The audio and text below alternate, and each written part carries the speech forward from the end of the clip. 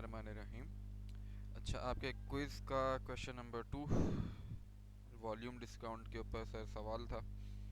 सवाल क्या बोल रहा है कि the Cripper butchery sells burger patties to restaurants in Johannesburg area.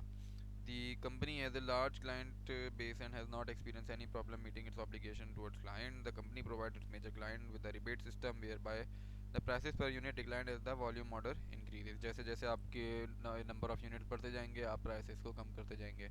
अच्छा, अब उनका डिस्काउंट कार्ड कुछ इस तरीके का है, प्राइसिंग मॉडल कुछ इस तरीके का है कि अगर आपने 5 लाख तक के ऑर्डर्स दिए हैं, 5 लाख यूनिट्स तक के ऑर्डर दिए हैं, तो प्राइस पर यूनिट 600 ली जाएगी।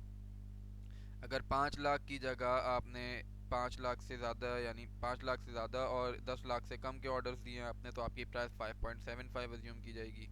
सही है। और अगर आपने 10 लाख से ज़्यादा ऑर्डर्स दिए हैं तो आपकी 5.4 प्राइस अज्यूम की जाएगी। ठीक है जी, यहाँ तक समझ में आती है। अच्छा, अब जनवरी के मंथ में क्या बोला कि 3 कस्टमर है हमारे पास, मिकी, डिकी और रिकी। इनके ऑर्डर्स दिए हुए।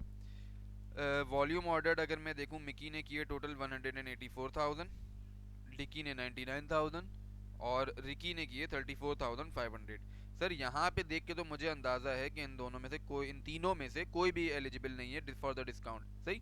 लेकिन सर मुझे फॉर द ईयर प्लान देखना है, मुझे देखना है कि आगे जाके भी क्या होगा। अच्छा, ईयर 2019 के लिए मैं एक्सपेक्ट क्या कर रहा हूँ। मुझे लगता है कि मिकी जो है 225 मिलियन के जो है मुझे ऑर्डर्स दे रहा होगा। 22.25 जो भी बनता है, 2,225,000 के अपना ऑर्डर्स दे रहा होगा मिकी। डिकी जो है वो 980,000 के ऑर्डर्स दे रहा होगा पूरे साल में। और रिकी जो है हमारा 475,800 के ऑर्डर्स देगा। ठीक है जी। अब ज़रा ध्यान से देखें सर, अगर तो पहला जो हमारा कस्टमर है मिकी, ये इस वाले का अपना थ्रेशोल्ड में फॉल करता है। ठीक है जी। डिकी जो है हमारा वो इस वाले थ्रेशोल्ड में फॉल्ट करता है और रिकी इस वाले थ्रेशोल्ड में फॉल्ट करता है। ऐसा है। अच्छा, अगर मैं आगे बढ़ूं तो बोल रहा है कि generally Gripper butchery invoices its client in the next month, however Ricky has paid a consideration of rupees 1.6 million in January as they anticipate they will make a substantial number of orders during the next few weeks. ठीक है जी। अच्छा sir, अब अगर मैं एक एक customer लेके काम करना शुरू कर दूँ, ये वाला जो ट्रांजैक्शन है, ये वाली जो इन्फॉर्मेशन है, ये रिकी के ऊपर डिपेंड करती है, रिकी के लिए दी गई है। तो जब रिकी की अकाउंटिंग करेंगे उस वक्त देखेंगे। अभी के लिए मैं मिकी को देखता हूँ। सही है।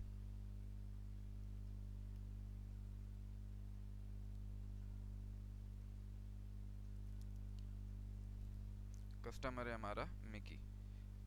अच्छा, ये अलग अलग बनाने की ज़रूरत नहीं है सर, आप एक ही एंट्री में सारे काम भी निपटा सकते हैं, लेकिन मैं सिर्फ और सिर्फ आपको समझाने के लिए अलग अलग एंट्रीज बना रहा हूँ हर कस्टमर के लिए। ठीक है जी। अब ज़रा ध्यान से देखिएगा, मिकी ने ऑर्डर किया है 184,000 का। ठीक है। और हम एक्सपेक्ट कर रहे हैं कि वो हमारा थ्रेशोल्ड, डिस्काउंट थ्रेशोल्ड जो है क्रॉस कर जाएगा। 2.225 मिलियन का वो ऑर्डर देगा इन over the time period of the financial year. तो वो हमारा डिस्काउंट अवेल करने के काबिल हो जाएगा। ये चीज़ है सर। तो अगर मैं रेवेन्यू बुक करता हूँ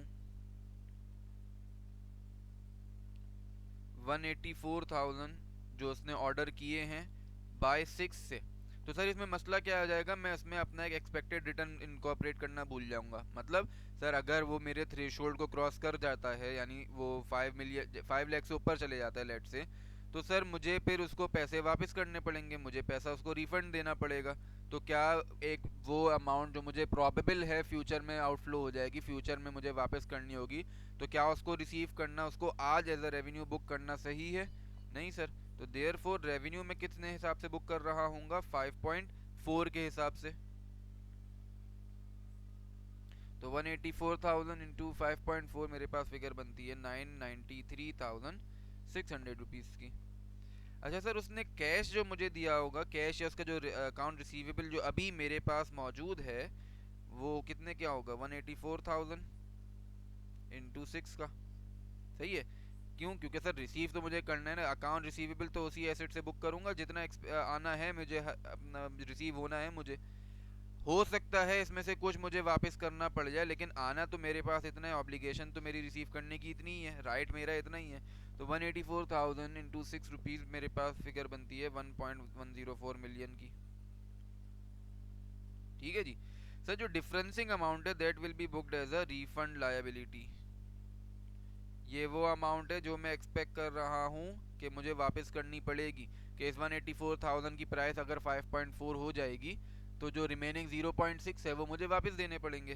तो देयरफॉर 184,000 इंटू 0.6 रुपीज़, ये मेरे पास फिगर बनती है 110,400 की। सही, ये मिकी की कहानी हुई।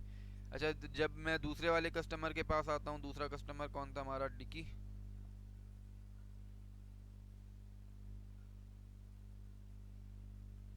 ठीक है जी। अच्छा, डिकी के बारे में बोल रहा है कि भाई 99,000 इसने अभी ऑर्डर किए हैं और हमारी एक्सपेक्टेशन है कि वो सेकंड कॉलम में यानी इस वाले कॉलम में अपना आ जाएगा, थ्रेशोल्ड क्रॉस कर लेगा। तो सर इसकी अकाउंटिंग भी एग्जैक्टली इसी तरीके से करेंगे जैसे पिछले वाले की करी। अकाउंट रिसीवेबल में कितने से बुक करूँगा? तो 99,000 यूनिट्स इंटू 6 से। सही है। तो ये मेरे पास फिगर बन जाएगी 594,000 की। ठीक है जी। फिर उसके बाद मुझे एक रिफंड लाइबिलिटी बुक करनी होगी।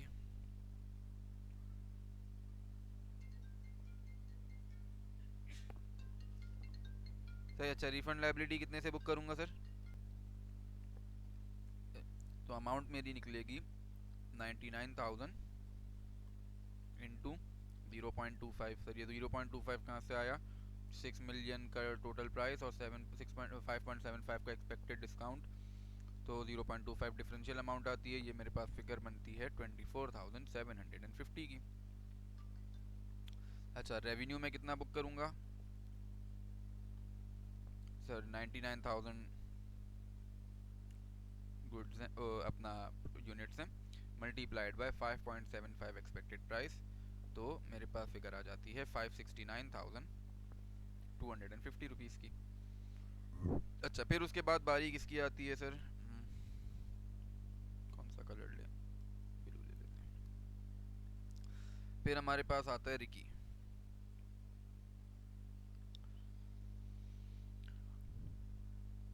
सर रिकी की अगर मैं बात करूं, रिकी के बारे में बोल रहा है कि उसने 34,500 यूनिट्स परचेज किए हैं फ़िलहाल, और आगे भी हम एक्सपेक्ट कर रहे हैं कि वो 475,800 अपना एक्सेप्ट क्या कहते हैं यूनिट्स परचेज करेगा। तो सर वो ऊपर वाले तीनों में से किसी में नहीं आ रहा, वो जीरो यानी किसी भी डिस्काउंट के लिए एलिजिबल नहीं हो रहा, उसको पूरे के पूरे 6 पे ख़रीदनी पड़ेगी।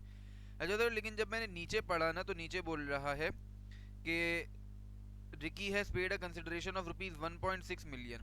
1.6 मिलियन उन्होंने शुरू में ही दे दिया, ये बोल के कि भाई हमें पता है कि हम आगे कुछ दिनों में जाके आपसे बहुत सारी परचेजेस कर रहे होंगे। ठीक। सर अब इससे चीज देख के एक चीज़ समझ में आती है मुझे कि अगर इसने मुझे एडवांस पेमेंट कर दी है ऑलरेडी, तो मोस्ट प्रोबेबली ये मुझसे आगे परचेजेस करेगा।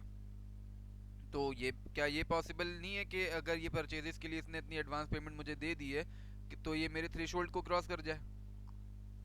ऐसा है सर? लेकिन ज़रा मैं अगर चेक करूं, इसने मुझे पेमेंट करी 1.6 मिलियन की। ठीक है।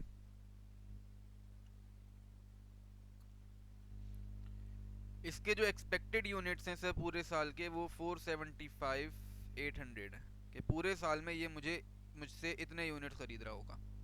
पेमेंट इसने मुझे करी 1.6 मिलियन यूनिट्स की।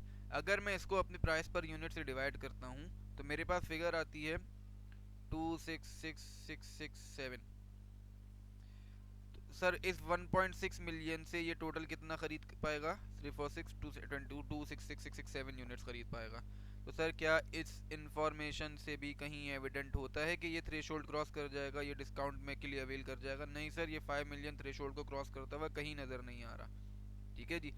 तो जब वो थ्रेशोल्ड क्रॉस करता हुआ नज़र ही नहीं आ रहा तो रेवेन्यू कितने से रिकॉर्ड करूंगा मैं?